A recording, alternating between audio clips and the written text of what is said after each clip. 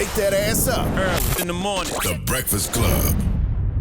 Morning, everybody. It's DJ NV, Jess Hilarious, Charlamagne the Guy. We are the Breakfast Club. We got a special guest in the building. One of my favorite authors ever. That's right. He's back. Ryan Holiday, ladies and gentlemen. Welcome back. Thanks, man. Thanks. What's up, Ryan? Not much. He's got a new book, Right Thing, Right Now, Good Values, Good Character, Good Deeds. The thing I like about all your books, man, they touch on tangible things that humans can correct about themselves immediately. And this book to me is about integrity. Yeah. It's funny, you know, when people think of philosophy, they think of like what university professors do. They think it's abstract, but it's this kind of stuff. It's like, how do you get better? How do you, and not just get better professionally, but get better personally, like as a human being, how do you do better in the world? And so for the Stoics, there's these four virtues. There's courage, discipline, justice, wisdom, and integrity is that. Justice, how do you act as a human being? What standards do you hold yourself? How do you be a good person? But not the performative kind, though. Yeah.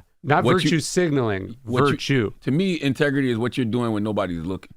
Yeah. What do you think? I think that's right. Or what do you do to people, or how do you treat people who... can't do anything for you. Yes, exactly. Who you have power over, or conversely, who you have power over. And so how do you treat people? The problem is when we think of justice, we think of like the justice system, or we think of the laws, like whether something's legal or not. But that doesn't mean, just because it's not illegal doesn't mean you should do it. And just because it's illegal doesn't mean you should get away with it, right? Yeah. And so what's your personal moral compass? What's your sense of integrity? What standards do you hold yourself to? That's like the most important thing. Seems like integrity lessened a lot with social media, right? It seems like people don't have the integrity that they used to anymore. Well, you know what's funny is, like, at first everything was anonymous, and so everything was terrible. People were horrible to each other, and then a lot of it like moved to our real names, and people were still fucking terrible to each other. So there's something about putting a screen between you and other people. It's like we act like what we're doing online is like a video game. And it's not having consequences in the real world. This is all game. How many likes, how many comments, how much attention are you getting? And the idea that we're like poisoning the world or poisoning culture, depriving us of truth or, you know, kindness, decent, that this doesn't have a consequence. But of course it does. We live in the world that's been created by what we so frivolously do online. But when do you get to a point when integrity could be your detriment, or you try to be, integrity can cause more pain than anything else, right? So That's a good question. I'm gonna ask you a question. Quick scenario. So the other day, my dad went to go buy a car, right? Yeah. He calls me at the dealership. I call a friend that works at the dealership, and I got him the same car that he wanted, less money down, less the month. But my dad wouldn't do that because he already gave the guy his word. Because my dad stands on his integrity and his word. Sure. So he was willing to pay more money because he gave his word. Chapter 2, baby. Than anything else. But that's also a big part of Stoicism, but that's chapter 2 in the book. Yeah, there's this story about this ancient Roman, and he's a powerful general. He's taken prisoner of war. His name is Regulus. And he's released. He's sent back to Rome to negotiate a peace treaty and an exchange of prisoners. And he gets back to Rome, so he's free. He gets away from the captors. And so here's his chance. He's out. And he says, look, I don't think we should make peace. I think we can win. So reject the treaty. And so they do it. And then he packs his bags and he heads back to where he was a prisoner of war, because he gave them his word that if the negotiations weren't successful, that he would return. And everyone was aghast at this. What are you doing? You're out. You're free. You don't owe anything to these people, your enemies. And he said, look, if I go back, I alone will suffer. And he's put to death. And he knew he would be put to death. He says, I alone will suffer. But if I stay here, if I break my word, all future Romans will suffer, because people won't trust us. They won't trust our diplomatic negotiations. And so that's one of the things, like, sometimes keeping our word does cost us, but it's not free to break your word, because the next time that person's not going to trust someone else. And so we all think about it as like, what's good for me? But what we're doing is we're stealing from the public trust, from our ability to collaborate and count on each other, because everyone's saying, you know, your word isn't worth anything. And collectively, unfortunately, in a lot of cases, it's not. But what if I gave you my word and I just simply changed my mind? Yeah. Well, could you be honest about it? Yes. Right? Could you say, hey, I changed my mind. I can't do it. Here's why. I think, like, It's funny. One of the things Marcus Aurelius talks about is he says, I think you'll like this. He says, when we say stuff like, hey, I'm going to be honest with you here. He's like, that's embarrassing. Yeah. What you're admitting is that you're normally not honest. If I'm going to be straight with you, I'm saying I'm crooked most of the time. He says, it should be written on your forehead. He said, you should be like the smelly goat in the room. Like people know when Charlamagne's here, they're going to get the unfiltered, honest truth. And so, like you change your mind, you can't do stuff, but can you be straight with people? I think the problem sometimes I run into this is like you agree to something and then you realize you didn't want to do it or you can't do it, but you don't want to have that awkward conversation. So you string the person along or you hope it magically goes away. And part of being adult is just owning it and being straight with people. And you just do it as a matter of habit and as a rule. You don't add on top of it, stringing them along. I pride myself on being honest and truthful at all times. I love chapter 3 in the book, Tell the Truth. But I think sometimes when we say, I'm going to be honest with you, it's a buffer to this whammy I'm about to lay on you. I'm actually going to be a dick is what I'm saying. Yeah. Okay, but is it being a dick or is it just being honest? Sometimes they need that's what I'm going to start saying. Sometimes that whammy is needed. You know what I mean? And you're just preparing the person that, look, it's not going to be all peaches and cream like you think. Yeah. I'm going to be 100%. But sometimes people go, I believe in radical transparency. And what they really are is just not very kind. Look, I think people are way too easily offended and they don't understand, like, hey, when you're offending, when you take offense, you're complicit in that, the Stoics would say. At the same time, we should care about the impact that our words have on other people and think about, hey, what's the best way to say this? What's the best setting to say this? Like, you don't have to be, you don't have to give them the unvarnished truth in this moment. You could not tell them anything and then wait till a different time and then say it, right? So I think also being strategic about what you say and how you say it's important too. Like so often I think activists or people who are trying to change the world, they just say stuff. They don't realize that timing matters also and the how effectively you communicate matters too. Not just that you're honest. I think that's my problem, timing. But like, to me, timing is energy, right? Like if you feel it, you say it. Because sometimes you can just be ahead of your time. You can say something that everybody be like, I cannot believe that person said that. But then a few months later, you're like, oh, I understand why he said that. They weren't ready for it. Yeah. Yeah. At the same time, like, let's say I don't like something or I think something needs to change. But in the moment I'm feeling it, it's because I'm frustrated by it or I'm angered by it. How I'm going to say it when I'm angry and frustrated is probably not going to be the best, the kindest, and the most understood way to communicate it. So if I can take a beat here and do it late, like I'm going to write the email and then I'm going to send it tomorrow after I review it one more time. To me, that's part of it too. And that's still being honest. And actually it's being effective because they're going to hear it. And also you're not going to say something you regret. Sometimes I think it's needed to be said the way that you feel, though. Yeah, and I'm bad at that. If something happens, I send the email right away, right? And I take whatever comes to me, pause. But I just feel like sometimes people need that. Yeah. And sometimes when you baby them, they're used to being babied, and then when you talk to them directly, it's a problem, you know. And I think a lot of times people need that direct conversation. I think that's what happened with, and I hate to say it, it makes you sound crazy, but I feel like people these days, they like to be babied. Yeah. Instead of just being told the truth. And I think that's what happens where people get, things get misconceived. One of my favorite things you ever said, you said early on in your career when you wanted to do something, you had a mentor who's like, man, fuck your dreams. Yeah. Sometimes you need that someone who cuts through all the noise and tells you the truth because you were not operating in reality. Correct. And so sometimes that harsh truth is a great kindness. And sometimes people's defenses are such that it needs to come through blunt and straight and maybe a little emotional to pierce all the self-preservation that prevents us from hearing what we desperately need to hear. So that can be kindness too. And yeah, I think delaying it and then dancing around it, you're probably not going to get through. And sometimes I think you find in life that truth is a kamikaze mission, that like to tell this person what they desperately need is going to end your relationship with that person. And so people don't do it because they think, oh, well, maybe I'll need them for something later, or, oh, I don't want to make any enemies. And there's something lists about going, hey, I care about this person enough, where I care about what they're doing enough, that I'm going to tell them this thing that it's probably going to break our relationship, but maybe at some point it'll bounce around in their head, they'll get it.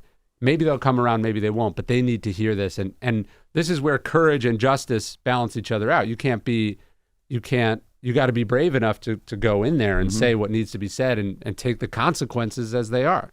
Listen, every time you write a new book, Ryan, I'm like, Jesus Christ, another one? How many ways can you write about stoicism? But I never get tired of hearing about stoicism. Like, and I didn't realize, that this was the third installment of a Stoic virtue series. Yeah. So what is different than like Courage is Calling, Discipline is Destiny, Now Right Thing Right Now? What's different from these 3 books as opposed to Ego is the Enemy or Obstacle is the Way? Yeah, so Obstacle, Ego, Stillness, they're about like a specific sort of Stoic practice that I think is important. But what Stoicism is based around these 4 virtues: courage, discipline, justice, and wisdom. And like even when we say the obstacle is the way, we don't mean that every obstacle is going to turn out awesome for you and you're going to be more successful and happier because of it. What we're saying is that every obstacle, every situation is a chance to be a good person, to be a virtuous person, to be brave, to learn, to be strong and to do the right thing. So the obstacle is the way really leads into this series in the sense that everything is a chance to apply one of these virtues. I want to ask you about some of these chapters in the book. Practice pragmatism. Yeah. Why? Well, I think sometimes people think like, oh, my cause is right, or I know this thing backwards and forwards, so obviously it's going to win, And Martin Luther King talked about this. He's like, at the beginning, I thought, just being on the right side of history would work. And he's like, no, it wasn't until I was politically strategic and pragmatic. And in some cases, like ruthless, like the decision to allow children into the civil rights movement and the marches, knowing that they would be attacked by dogs and police officers.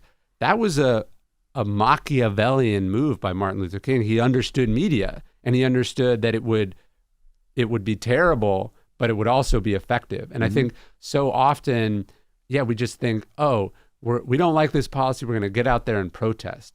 But the point of protest is leverage. He says you have to use the tools of persuasion, but also the tools of coercion. That's pressure, man. And so pragmatism to me is being blunt, honest, realistic, and not just thinking this is a good cause, so obviously it will triumph. Good causes fail all the time. Have you seen a good protest lately? No. I mean, I think we learned the wrong lesson from the civil rights movement. The reason they were protesting is because, for the most part, the protests were illegal. They were setting up clashes with the police that the police would then overreact. It would be captured by news cameras and newspaper reporters, and then it would undermine the moral authority of the police. Just a large group of people getting together doesn't apply the same pressure, especially in the political system we have now, where we essentially a minority has command, like has control different levels of the government. And they go, I don't care that your candidate wins the popular vote. You can't pass laws in this Senate. Fuck you. So when we all get together and we protest, they're like, we already don't care that you outnumber us. That's never going to persuade us, right? Wow. This is where coercion has to come in the sense of like, what are the leverage and the pain points that you're going to get these people to change their mind or to step back and not veto stuff. That, again, this is like Robert Greene's books are so important here. Like you have to understand how power works. That's right, if you want to get it into action. So you mean like, how like the Montgomery bus boycott was? Like you have like, we're not going to ride these buses. They bankrupted the bus company, and then the bus company was like, fine, you can come here. Got you. Like it's pressure. It's pressure. And in other cases, it was, hey, we know how you're going to react to this, and we know that's going to play poorly in the media, so we're going to force you to do something that's bad for you, but we're going to take that hit as we go. It's not just, a couple thousand peaceful protesters. People are going to be overwhelmed by the dignity of our protest and just change their minds. That's not how anything happens. I wanted to ask you about be loyal, right? Yeah. Chapter 13. I feel like sometimes people are too loyal. Sure. Especially too loyal to people that are not loyal to them, or too loyal to things that will definitely turn on them. Let's discuss that. And I see a lot of people, and not just with people, I see a lot of people loyal to a workplace. Yeah. Loyal to a job. Yeah. And then what usually happens is when they're too loyal, after a couple of years, they realize that job is not loyal to them. It's a number. So let's talk about the be loyal chapter. Yeah, it's funny. Someone said that to Truman. They said, Mr. Truman or Mr. President, you've been loyal to people who are not loyal to you. And that can be a liability because these people are representing you or stealing from you or whatever. But it isn't. I mean, loyalty is something we give. It's not something we get. Or, so that kind of is the point. Sometimes you are loyal to people who are not loyal to you because it's the right thing to do, not because it's a transaction. But yeah, I think we have the thing about loyalty is we have conflicting loyalties, and we have to decide: hey, am I loyal to this faceless multi-billion-dollar conglomerate? Or am I loyal to my family? Am I loyal to myself, like my purpose, my cause? And so we have to balance some of these loyalties out. But I think generally, not seeing the world as transactional and understanding that you owe something to the people that found you, to the people that nurtured you.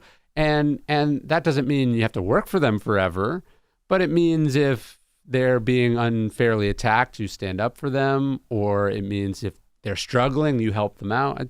I think loyalty can take different forms too, but we want to see it as something that the part of loyalty that's in our control is the loyalty we give. It's not always going to be returned, just like kindness, decency, respect. We're not always going to get it back, but that doesn't mean we shouldn't give it. Correct. How is justice a personal virtue? Because this book focuses on justice a lot. I never looked at justice as a personal virtue. I mean, I think we got to think about it more as a personal virtue. Justice as politics, justice as the legal system, justice as this thing we're trying to get from the world, that's much less in our control than the justice that is our character, how we treat people, the standards we hold ourselves to, the ethics that we operate. Instead of thinking, hey, I think big companies or government should do X, well, how are you treating your employees? How are you running your business? How do you treat, the waitress or waiter serving you at this restaurant? Right. How are you treating the stranger who you're passing by on the side of the road? Like good character is where this all starts. And I think if we all operated more from a place of character, it would spill over into our more professional or official roles also. You have a chapter in the book called Be Your Own Referee. Yeah. I don't think I can be fair to myself. Sure. I think I might be too hard on myself. That's true. Obviously, like transparency laws and accountability and disclosures, all these things we've come up with as a society to prevent people from being corrupt, breaking the rules, et cetera. It's really important. You have to have this. And because we're not great referees, but like golf is a game where you call the fouls on yourself. Great athletes don't try to sneak an advantage past the ref. They go, hey, no, that ball was out on me, right? Or that ball landed on the line. No. Great athlete. Yeah, great athletes, especially like in tennis or golf. You have to learn from a young age that you are your own referee. I tell the story of Frank Robinson, this great baseball player. He hits it. He thinks it's going out of the park. It doesn't. But because he thought it was going out of the park, he didn't run as fast as he could, which is a rule in baseball. Like you run out every play, and you're supposed to learn that. So he sold himself short in the team. Now the team ends up winning by a bunch. He's a multi-time MVP. Nobody's going to fault him for one mistake. He walks into the manager's office after the game and he slams down $200. He says, "I'm fining myself. I didn't do what I didn't live up to my own standards, and I didn't live up to the standards that the team expects us all to live up to." And I think we got to think of that example. It's like you're a cashier and the customer gives you a little too much money, or somebody leaves something behind. There are all these little opportunities in life where you can get a tiny advantage. Something can break your way. But I think we respect and we want to be the kind of people that go, hey, I don't need this unfair advantage. I'm going to do the right thing here, even though nobody's watching, and definitely nobody's forcing me to do it. So what about basketball players who flop? Are baseball players who take steroids? Yeah. They probably was already great athletes. Sure. Football teams take the air out of the football. Yeah, the Patriots do. What about those? Those are all great athletes, but they still did little advantages. But that's we sense there's something wrong with that. We know we don't like it. We have this intuitive sense of like, that's unfair. You shouldn't do that. It's not to say that people don't break the rules and get ahead all the time. Of course they do. But we got to decide, is that the kind of person that you want to be? And you can win that way, but there's a loss that's a part of it too. See, that's the line of integrity, right? Like, so you're a baseball player and you're the team that you're competing against, you know that player is using steroids or using juice, right? And you know he's getting a $300 million contract. Yeah. So you know if you hit yourself a little juice, you're going to get just as popular. Yeah. Now with integrity, do you tell on that player? Yep. That's that, right? Or do you mind your business? Do you take juice to match his contract, or do you mind your business and lose the game? Yeah, and look, this is where we get into trouble because we go, this is how we rationalize the things that we know we shouldn't do, but we want to do. That we go, everybody's doing it. What's the harm? You know, we say, no one will know. Or we go, it's unfair that these are the rules, so I'm going to break those rules. And we all do it, but this is when we zoom out and we go, why is society so fucking broken? Why are people so off? And it's precisely because of the logic that we ourselves rationalize. Same with loyalty, right? We go, but I got to do it, you know, or they'll understand as you stab the knife in or you break away. So we're always rationalizing the thing that deep down we know is wrong. And you look at these great people in history and what you really admire, what really sort of awes you isn't always the accomplishments, but it's like the things they turned down. It's the money they didn't take, the deals they didn't do, the opportunities to break the rules like everyone else. And they said, no, not me. You know, it's interesting, right? Because the 48 Laws of Power, you have a chapter called Keep Your Hands Clean in the new book, right now. But the 48 Laws of Power talks about keeping your hands clean. But his idea of keeping your hands clean is let other people do the dirty work. Yeah, he's talking about the appearance of keeping your hands clean. Yes. And look, that's true. We're talking about pragmatism. The people do that. But I think the decision to be an honest broker, to play it straight, to resist the temptations, to pick up a little advantage, to get a little on the side here, to break. Not only is this where, it's always funny, you have these super powerful people and then they go down for like insider trading or, these tiny little, they just can't help themselves. They got to get that little bit of extra. And so it's also self-interested to say like, hey, this is what I do. These are the rules I follow. I'm not going to get sucked into that stuff because it can bring about your ruin, What about making good trouble? That's a famous John Lewis quote. That's a chapter in the second part of the book. Yeah, look, again, the idea of activism, people are not always going to agree with it. And a lot of times it's going to be really unpopular. And, his willingness to get arrested, his willingness to stir things up, his willingness to sort of poke the bear, knowing that bear's going to overreact was such a great part of what he did. And you look at I love the John Lewis mugshot, and you look at it, and he's got this little smirk. He knows he's winning. They said, the sheriff is not after us. We are after the sheriff. They were trying to do that. And, Arthur Ashe gets arrested protesting apartheid. You can be the squeaky clean, good person, but ultimately, sometimes when you've got a cause that's unpopular or misunderstood or doesn't have great resources, you got to get up there and cause some trouble. And disability activists did this. They did this thing called a crawl-in, where when they were trying to pass disability rights, a bunch of people in wheelchairs, crutches, that go to the Capitol and they throw down their wheelchairs, their crutches, and they just crawled up the steps of the Capitol. And it was disturbing and upsetting and disruptive. But they knew to drive attention to this thing that people didn't want to think about, they had to send a strong message. And that's the kind of trouble that we're talking about. Who do you think, what part do you think are better messengers? Because you're such a good messenger. What party do you think are the better messengers?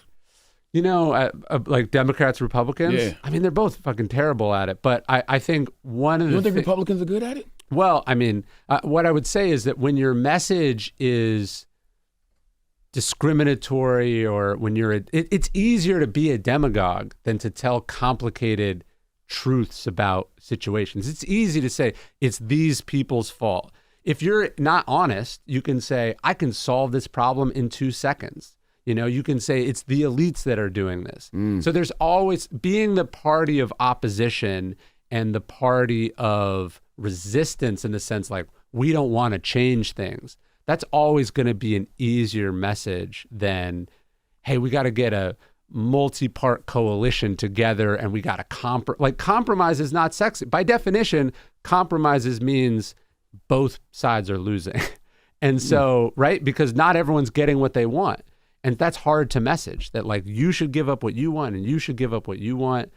That's not so sexy. So I think but generally I think the Democrats are falling behind on some of these tools and social media. And so I think they're losing the culture in that way.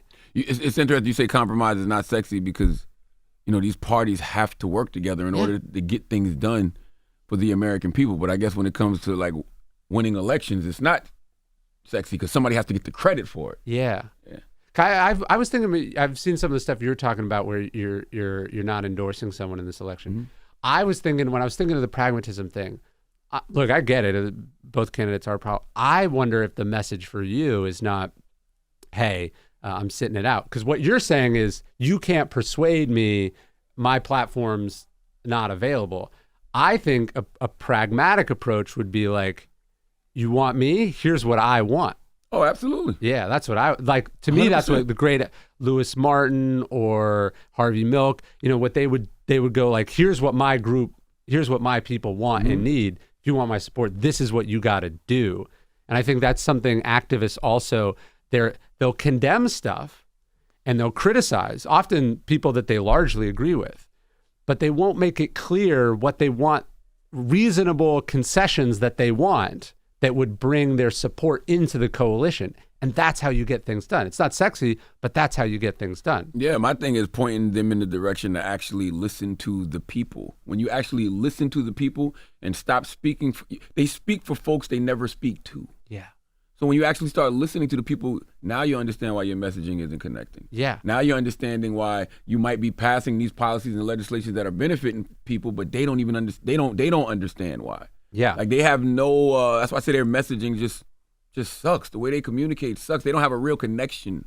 I think that's right. People. No, because, one of the problems as the Democratic Party becomes more and more the party of sort of college educated, urban, metropolitan America, you become more and more distant from the larger groups of people out there. And you don't understand their life. You don't understand what they want. You don't understand how they think. And so you're communicating what you think they want, but you don't know because you're not those people anymore. Question, can politicians have real integrity and can politicians really be honest? I think there's a line from Gandhi. He said, I'm not a saint trying to be a politician. I'm a politician trying to be a saint. Wow. And his point was, look, politics is a dirty business. Kennedy said something similar. He said, look, everyone wants their kid to be president, but they don't want their kid to be a politician, which you only become president by understanding how to play politics. Lincoln was a great politician. FDR was a great politician. Martin Luther King was a great fucking politician. And so I think there's something actually essential and important about politics. But if you're not in it for something bigger than yourself, it becomes all about you very quickly. So you have to have this kind of North Star, this values, this thing that you're really trying to accomplish, or I think it eats you alive. So are most politicians honest? No. Are most politicians decent? Also probably no. But is it possible? I mean, we have some great examples of how it is possible. But I think what they also lack is the sort of moral courage oftentimes to risk the job for what they think is right. And so they end up just keeping the job, not doing what they came here to do. Do you know, people say that Stoicism is emotionless and passionless. I highly disagree, but what do you say to that? Well, of course, there is this stereotype of sort of lowercase Stoicism, has no emotions, has no feeling. But the Stoics were in politics. They got married. They loved art. They loved music. They lived full, fascinating lives. I mean, Seneca writes these essays about grief because he was grieving people that he lost. Like they didn't exist in a monastery apart from life. So of course, but there's a big difference between being emotionless and then trying to be less emotional.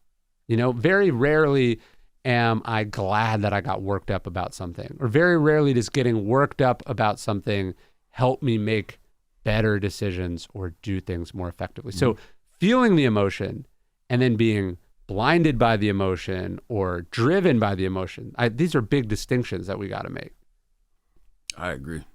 That's right. Well, we appreciate you for joining us. If you haven't got it, pick up the new book, Right Thing, Right Now, Good Values, Good Character, Good Deeds. You got to come by more, Ryan. I would love that anytime, man. Because I read my daily affirmations every morning. I talk about stoicism, and a lot of people probably don't even know what I'm talking about. Like maybe a large part of our audience. That's something I want more of us to get into, because it's really just about being the best version of yourself. Yeah. And in all senses of the word, like in meditation, Marx goes like, why are you just trying to be a better wrestler? That's his hobby. He's like, not better person, better citizen, better friend, better forgiver of faults. Right. We should be trying to get better in all, like, how often do we consciously sit down and go, how am I trying to be like a better person? Not just how am I trying to make more money? How am I trying to get more followers? But how am I just trying to be better across the board?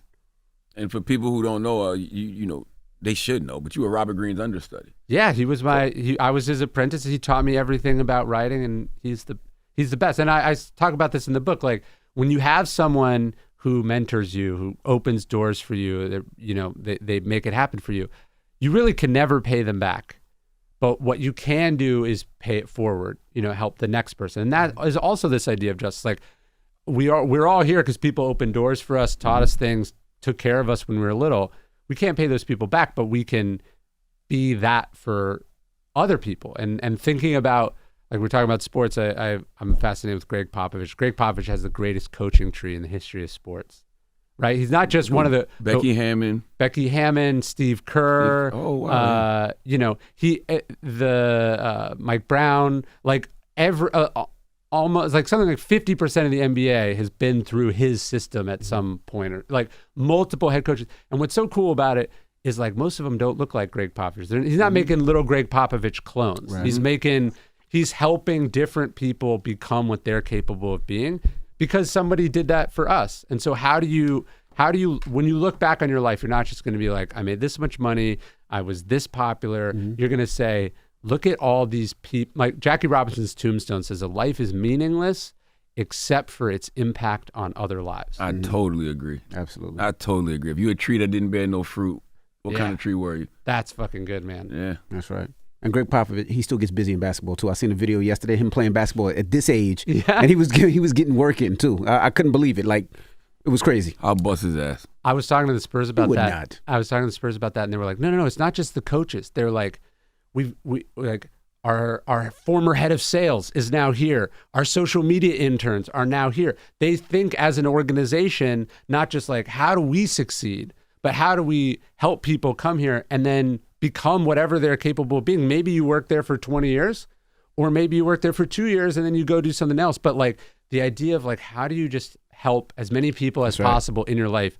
That's success. And that comes back to you, no question. I love those kind of systems, man. Whether it's the San Antonio Spurs, whether it's the New England Patriots, whether it's the Daily Show. Yeah. Like, when you have that type of system that you can just plug and play, and people can go into that system and be the best version of themselves and then just go on to do great things. I love that. The coaching tree of the Daily Show is a great example. Think about what all those people have gone on to do.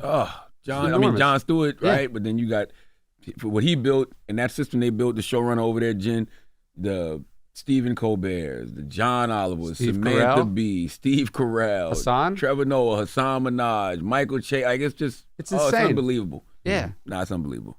All right. Well, it's The Breakfast Club. It's Ryan Holiday. Wake that ass up. Early in the morning. The Breakfast Club.